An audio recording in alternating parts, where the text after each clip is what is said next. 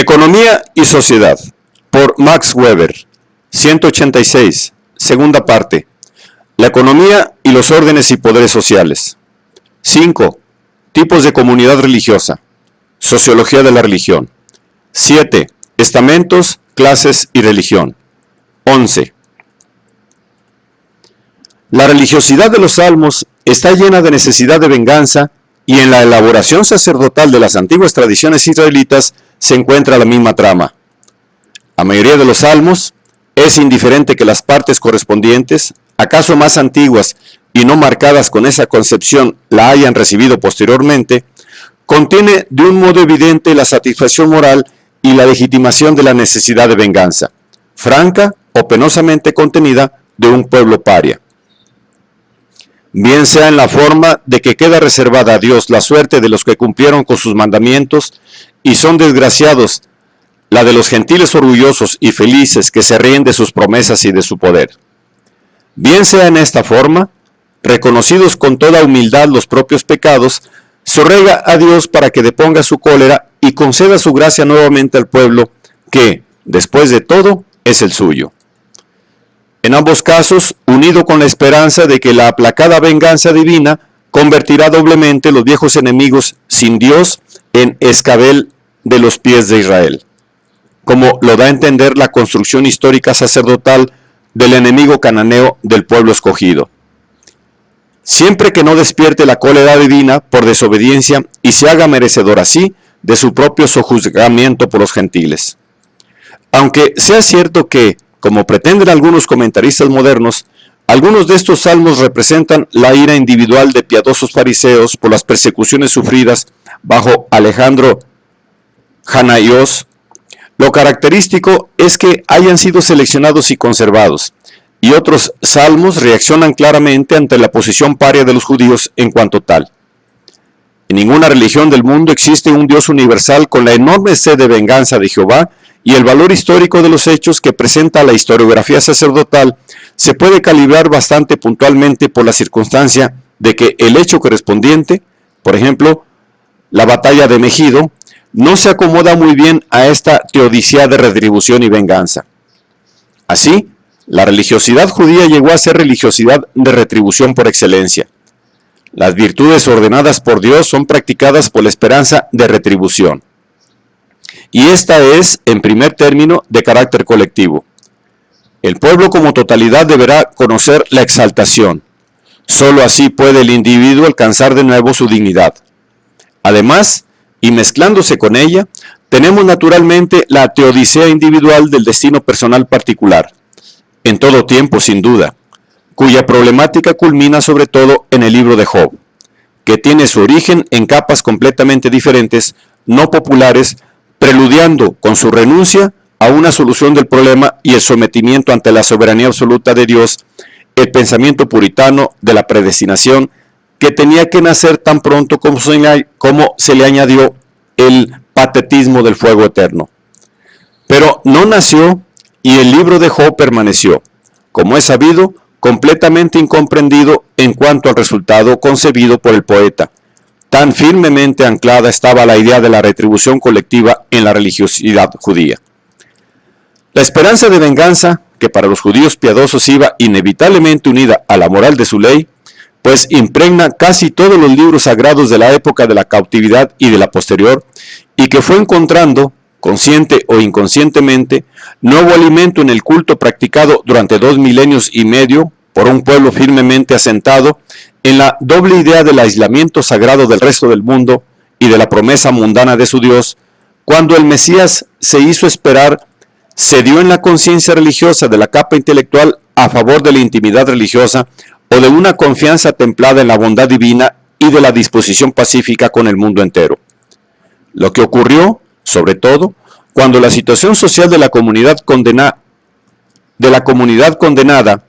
a total impotencia política se hizo más intolerable, mientras que en las épocas, como la de las cruzadas de persecuciones, se encendió en un grito tan penetrante como estéril de venganza, elevado a Dios, o en una súplica de que, aunque la propia alma se convirtiera en polvo ante los enemigos que maldecían a los judíos, se preservara de malas acciones y palabras, limitándose a cumplir calladamente el mandamiento de Dios y a mantener abierto el corazón para él.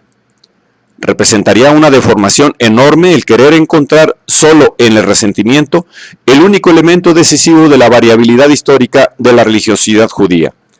Pero de todos modos, no debe subestimarse su influencia en el modo de ser fundamental de esta religiosidad. Constituye uno de los rasgos específicos que la distingue de otras religiones de salvación, y en ninguna otra religiosidad de las capas negativamente privilegiadas representa un papel tan acentuado.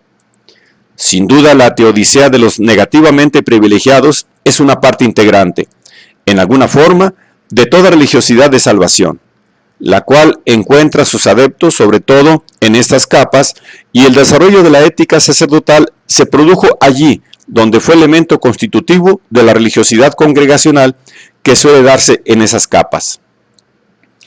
Su casi total ausencia y también la carencia de casi toda ética religiosa, socialmente revolucionaria, en la religiosidad del piadoso hindú y del asiático budista, se explica a partir del tipo de teodicea de reencarnación. El orden de las castas en cuanto tales permanece eterno y es absolutamente justo, pues las virtudes o los pecados de una vida anterior fundamentan el nacimiento en la casta. La conducta en la vida presente condiciona la oportunidad de mejoramiento. Sobre todo, no existe ningún rastro de aquel conflicto manifiesto entre la pretensión social creada en virtud de las promesas divinas y la situación real de desprecio.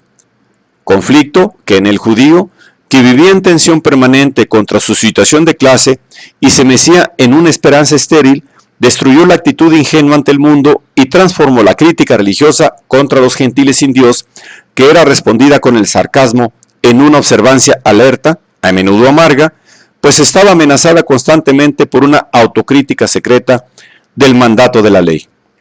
A esto se añadió una cavilación casuística, practicada durante toda la vida, sobre los deberes religiosos de los connacionales, de cuya corrección depende la gracia de Jehová.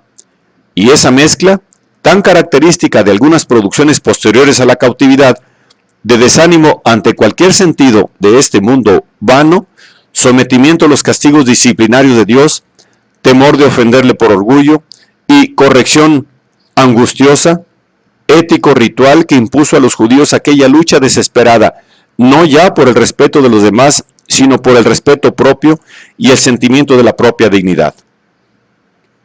Un sentimiento de dignidad que, si, en definitiva, el cumplimiento de las promesas de Jehová había de ser el criterio para medir el propio valor ante los ojos de Dios, podrá sentirse como precario y verse abocado al naufragio completo de todo el sentido de la vida propia.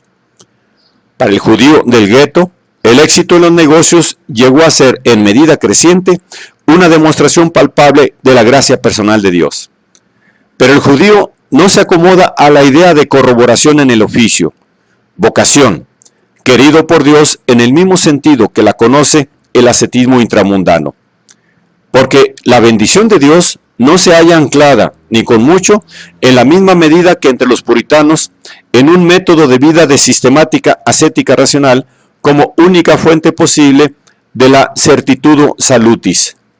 No solo, por ejemplo, la ética sexual ha continuado siendo antiascética y naturalista, y la vieja ética económica judía muy tradicionalista, llena de una despreocupada estimación de la riqueza, ajena a todo ascetismo, sino a toda la santificación por las obras del judío, está basada sobre el ritualismo y además combinada con frecuencia con el contenido sentimental específico de una religiosidad fideísta. Pero las prescripciones tradicionalistas de la ética económica interna de los judíos solo valen, como ocurre en toda ética antigua, en toda su amplitud respecto a los hermanos en la fe, los correligionarios, no hacia afuera.